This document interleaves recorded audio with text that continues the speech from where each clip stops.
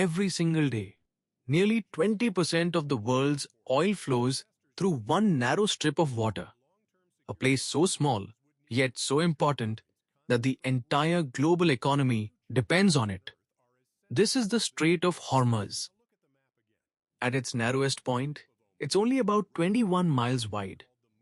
But for the massive oil tankers that pass through it, the actual shipping lanes are even tighter, just 2 miles wide in each direction.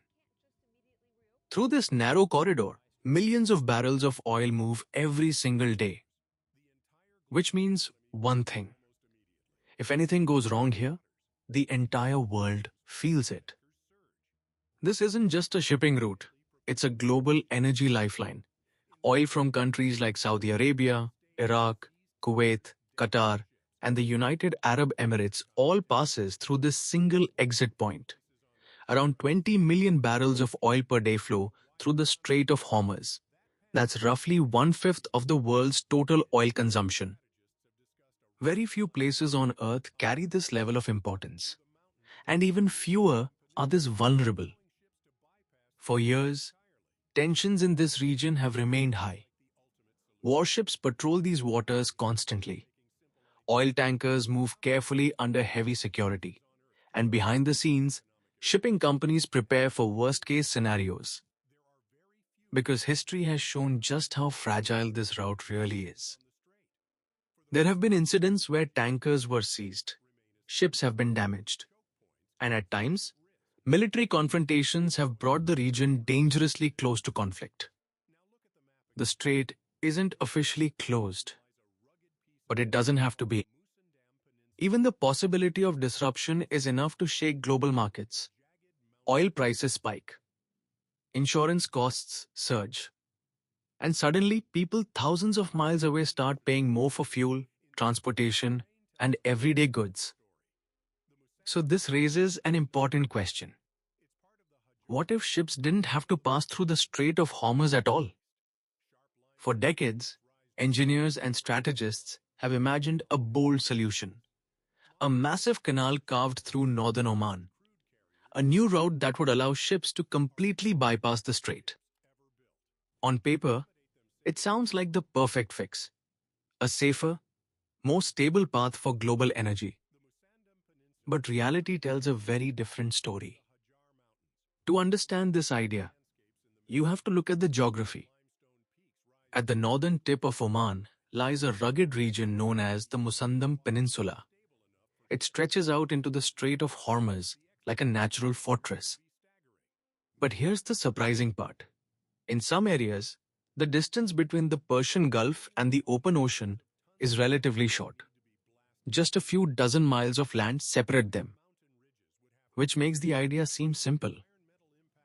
Why not dig a canal straight through?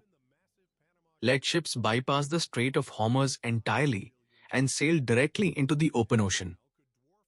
It sounds like a brilliant solution. But the land itself makes it incredibly difficult. The Musandam Peninsula is not flat desert. It's part of the Hazar Mountains, one of the most rugged landscapes in the Middle East.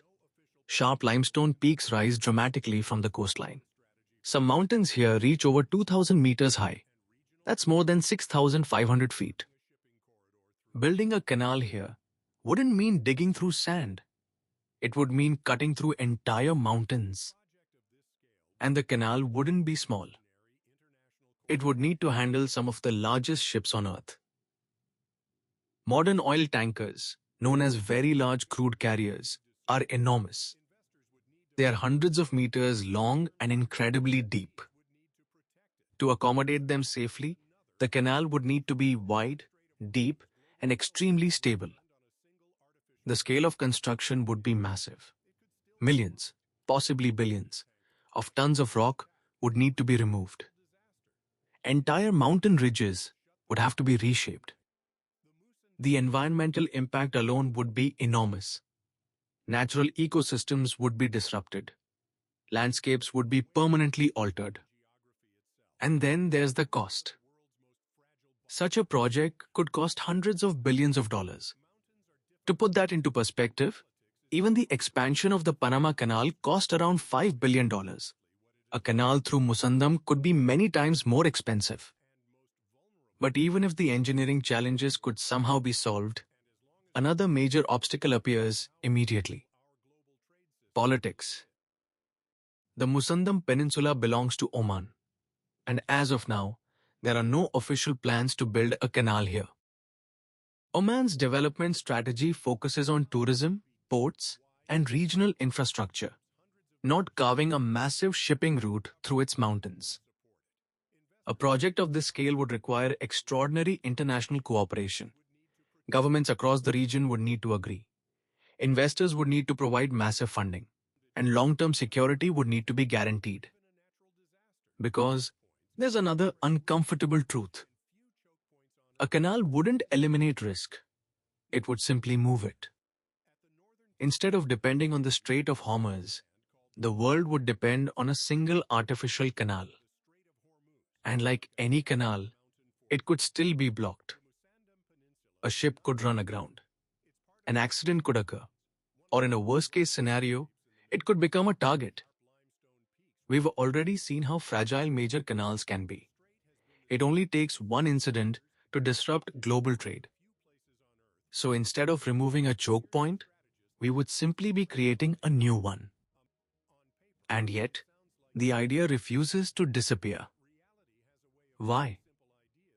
Because it represents something deeper about how the modern world works.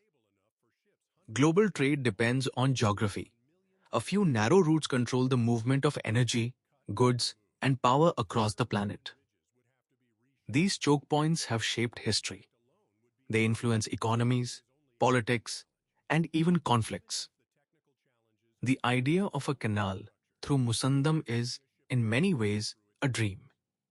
A way to redesign geography itself, to remove one of the world's most fragile bottlenecks. But reality is stubborn. Mountains are difficult to move, and politics is even harder.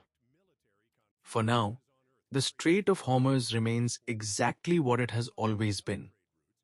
One of the most important and most vulnerable energy corridors on Earth. And as long as the world depends on it, the idea of a canal through Musandam will continue to capture the imagination of engineers, strategists, and anyone wondering just how fragile our global system really is.